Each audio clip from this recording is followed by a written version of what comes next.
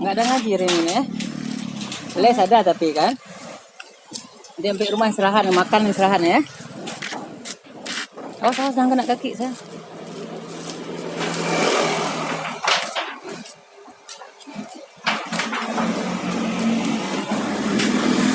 Hati kena tajam kali.